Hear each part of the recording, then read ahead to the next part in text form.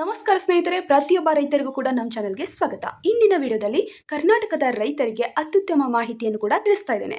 2016 ಮತ್ತು 17ನೇ ಸಾಲಿನ ಮುಂಗಾರು ಬೆಳೆ ವಿಮೆಗೆ ಅರ್ಜಿ ಸಲ್ಲಿಸುವ ಪ್ರಕ್ರಿಯೆ ಆರಂಭವಾಗಿದೆ. ಸ್ನೇಹಿತರೆ, ಎಷ್ಟೋ ಜನರಿಗೆ ಅವರ ಬೆಳೆಯನ್ನು ಕಳೆದುಕೊಂಡ ಮೇಲೆ ಈ ಒಂದು ಪರಿಹಾರ ಸಿಗುವಂಥದ್ದು, ಏಕೆಂದರೆ ಇಲ್ಲಿ ಸರ್ಕಾರದಿಂದ ಈ ಒಂದು ಯೋಜನೆಯನ್ನು ಜಾರಿಗೆ ತಂದಿರುವಂಥದ್ದು ಮತ್ತು ಈ ಒಂದು ಬೆಳೆ ಪರಿಹಾರ ನಿಮ್ಮ ಖಾತೆಗೆ ಬರಬೇಕಂದ್ರೆ ನೀವು ಈಗಲೇ ಅರ್ಜಿಯನ್ನು ಸಲ್ಲಿಸಬೇಕು. ಅರ್ಜಿಯ ಕೊನೆಯ ದಿನಾಂಕವನ್ನು ಕೂಡ ತಿಳಿಸುತ್ತೇನೆ. ಏನೆಲ್ಲ ಡಾಕ್ಯುಮೆಂಟ್ಸ್ ಬೇಕು ಮತ್ತು ಎಲ್ಲಿ ಹೋಗಿ ಅರ್ಜಿ ಸಲ್ಲಿಸಬೇಕು, ಯಾವ ಬೆಳೆಗೆ ಎಷ್ಟು ಪರಿಹಾರ ಸಿಗುತ್ತಿದೆ ಎನ್ನುವ ಮಾಹಿತಿಯನ್ನು ಕೂಡ ನಾನು ಇವತ್ತು ನಿಮಗೆ ಸ್ಪಷ್ಟವಾಗಿ ತಿಳಿಸ್ತಾ ಇದ್ದೇನೆ. ಈ ಒಂದು ವಿಡಿಯೋನ ಯಾರೆಲ್ಲ ನೋಡ್ತಾ ಇದ್ದೀರೋ ಪ್ರತಿಯೊಬ್ಬರು ಕೂಡ ಕೊನೆವರೆಗೂ ನೋಡಿ, ಯಾವುದೇ ಕಾರಣಕ್ಕೂ ಸ್ಕಿಪ್ ಮಾಡಬೇಡಿ. ಸ್ಕಿಪ್ ಮಾಡಿ ನೋಡೋದ್ರಿಂದ ಈ ಒಂದು ಮಾಹಿತಿ ನಿಮಗೆ ಅರ್ಥವಾಗೋದಿಲ್ಲ.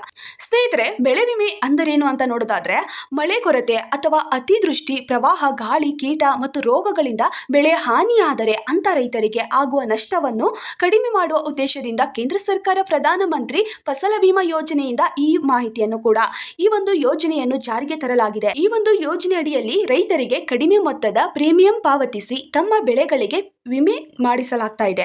ಸ್ನೇಹಿತರೆ, ಅರ್ಜಿ ಯಾವ ರೀತಿ ಸಲ್ಲಿಸಬೇಕು ಅಂತ ನೋಡೋಕ್ಕಿಂತ ಮೊದಲು ನೀವೇನಾದರೂ ಮೊದಲನೇ ಬಾರಿಗೆ ನಮ್ಮ ಚಾನಲ್ಗೆ ಭೇಟಿ ನೀಡಿದ್ರೆ ಹಾಗೂ ಯಾರು ಕೂಡ ಇನ್ನೂ ಸಬ್ಸ್ಕ್ರೈಬ್ ಆಗದಿದ್ದರೆ ಈ ಕೆಳಗಡೆ ಕಾಣುವ ಸಬ್ಸ್ಕ್ರೈಬ್ ಬಟನ್ ಮೇಲೆ ಕ್ಲಿಕ್ ಮಾಡಿಬಿಟ್ಟು ಪ್ರತಿಯೊಬ್ಬರು ಕೂಡ ಸಬ್ಸ್ಕ್ರೈಬ್ ಆಗಿ, ಹಾಗೆ ಯಾರೆಲ್ಲ ಈ ಒಂದು ವಿಡಿಯೋನ ನೋಡ್ತಾ ಇದ್ದೀರೋ ಒಂದೇ ಒಂದು ತಪ್ಪದೆ ಲೈಕ್ ಅನ್ನು ಕೊಟ್ಟು ನಿಮ್ಮ ಸ್ನೇಹಿತರಿಗೂ ಕೂಡ ಈ ಒಂದು ವಿಡಿಯೋನ ಶೇರ್ ಮಾಡಿ. ಸ್ನೇಹಿತರೆ, 2026-27ನೇ ಸಾಲಿನ ಮುಂಗಾರು ಹಂಗಾಮಿನ ಬೆಳೆ ವಿಮೆ ಅರ್ಜಿ ಸಲ್ಲಿಸುವ ಪ್ರಕ್ರಿಯೆ ಆರಂಭವಾಗಿದೆ. ಹೀಗಾಗಿ ಅರ್ಜಿ ಯಾವ ರೈತರು ಸಲ್ಲಿಸಬೇಕು, ಎಲ್ಲಿ ಹೋಗಿ ಅರ್ಜಿ ಸಲ್ಲಿಸಬೇಕು ಎನ್ನುವ ಮಾಹಿತಿಯನ್ನು ಕೂಡ ನಾನಿವತ್ತು ನಿಮಗೆ ತಿಳಿಸ್ತಾ ಇದ್ದೇನೆ. ಸ್ನೇಹಿತರೆ, ಇಲ್ಲಿ ಯಾವ ಬೆಳೆ ಅಂತ ನೋಡೋದಾದ್ರೆ ಶುಂಠಿ, ಅಡಕೆ, ಮಾವು ಮತ್ತು ಭತ್ತ ನೀರಾವರಿ, ಹಾಗೆಯೇ ಭತ್ತ ಮಳೆ ಆಶ್ರಿತ ಬೆಳೆ ಮತ್ತು ಮುಸುಕಿನ ಜೋಳ ನೀರಾವರಿ, ಹಾಗೆ ಮುಸುಕಿನ ಜೋಳ ಬೆಳೆ ಆಶ್ರಿತ ಬೆಳೆ, ಹಸಿರು ಮೆಣಸಿನಕಾಯಿ ಮತ್ತು ಹತ್ತಿ ನೀರಾವರಿ, ಹತ್ತಿ ಮಳೆ ಆಶ್ರಿತ ಬೆಳೆ.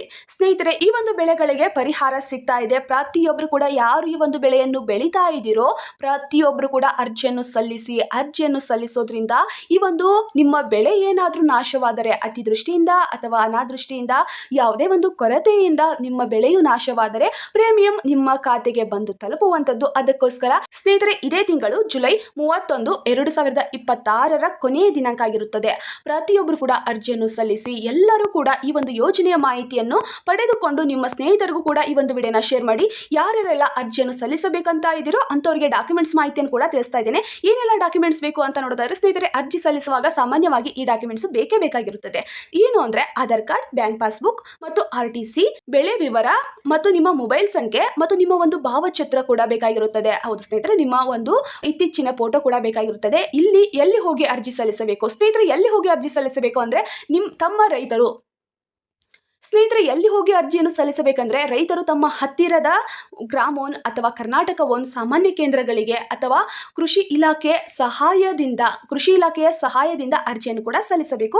ವಿಮೆ ಮಾಡಿಸುವುದರಿಂದ ಆಗುವ ಪ್ರಯೋಜನ ಏನು ಅಂದ್ರೆ, ಒಂದು ವೇಳೆ ಅತಿವೃಷ್ಟಿ, ಅನಾವೃಷ್ಟಿ, ಬರ ಮತ್ತು ಪ್ರವಾಹ, ಗಾಳಿ, ಕೀಟ, ರೋಗ ಇತ್ಯಾದಿಗಳಿಂದ ಬೆಳೆ ಹಾನಿಯಾದರೆ ಸರ್ಕಾರ ಅಂತ ಒಂದು ಜನರಿಗೆ ವಿಮಾ ಕಂಪನಿಯ ನಿಯಮಗಳ ಪ್ರಕಾರ ಪರಿಹಾರ ದೊರೆಯುವಂತೆ ಸಾಧ್ಯತೆ ಸಿಗುತ್ತಿದೆ. ಇದರಿಂದ ಪ್ರತಿಯೊಬ್ಬ ರೈತರು ಕೂಡ ಬೆಳೆ ವಿಮೆ ಮಾಡಿಸಿಕೊಳ್ಳಿ.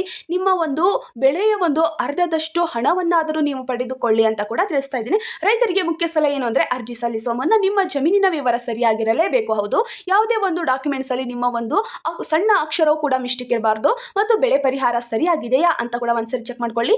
ಆಧಾರ್ ಕಾರ್ಡ್, ಬ್ಯಾಂಕ್ ಪಾಸ್ಬುಕ್ಗೆ ಲಿಂಕ್ ಆಗಿರಲೇಬೇಕು ಮತ್ತು ಮೊಬೈಲ್ ನಂಬರ್ ಕೂಡ ಅಪ್ಡೇಟ್ ಅಲ್ಲಿ ಇರಬೇಕು ಅಂತ ಕೂಡ ತಿಳಿಸಲಾಗಿದೆ. ಪ್ರತಿಯೊಬ್ಬರು ಕೂಡ ಈ ಒಂದು ಯೋಜನೆಯ ಒಂದು ಮಾಹಿತಿಯನ್ನು ಕೂಡ ಪಡೆದುಕೊಳ್ಳಿ ಮತ್ತು ನಿಮ್ಮ ಸ್ನೇಹಿತರಿಗೂ ಈ ಒಂದು ವಿಡಿಯೋನ ಶೇರ್ ಮಾಡಿ. 2026-27ನೇ ಮುಂಗಾರಿನ ಬೆಳೆ ವಿಮೆಗೆ ಅರ್ಜಿಯನ್ನು ಸಲ್ಲಿಸುವ ಅವಕಾಶ ಈಗ ನಿಮ್ಮ ಮುಂದೆ ಲಭ್ಯವಿದೆ. ಪ್ರತಿಯೊಬ್ಬರು ಕೂಡ ಇದೇ ತಿಂಗಳು ಜುಲೈ 31ನೇ ತಾರೀಕಿನಂದು 2026 ಕೊನೆಯಾಗುತ್ತದೆ. ಇನ್ನು 31ನೇ ತಾರೀಕು ಅಲ್ವಾ, ನೋಡಿದ್ರಾತು ಅಂತ ಬಿಡೋರು ಬಹಳಷ್ಟು ಜನರು ಇರ್ತಾರೆ. ಬೇಗ ಅರ್ಜಿಯನ್ನು ಸಲ್ಲಿಸಿ, ಏಕೆಂದ್ರೆ ಅರ್ಜಿ ಸಲ್ಲಿಸುವಾಗ ಸರ್ವರ್ ಬಿಸಿ ಇರುತ್ತದೆ ಅಥವಾ ಏನಾದರೂ ಡಾಕ್ಯುಮೆಂಟ್ಸ್ ಅಲ್ಲಿ ಏನಾದರೂ ಸಮಸ್ಯೆ ಇದ್ರೆ ಅದನ್ನು 31ನೇ ತಾರೀಕಿನ ಒಳಗಡೆ ಸಮಸ್ಯೆಯನ್ನು ಪರಿಹರಿಸಿ 31ನೇ ತಾರೀಕಿಗೆ ಒಳಗೆ ಅರ್ಜಿಯನ್ನು ಸಲ್ಲಿಸುವ ಅವಕಾಶ ನಿಮ್ಮದಾಗಿರುತ್ತದೆ.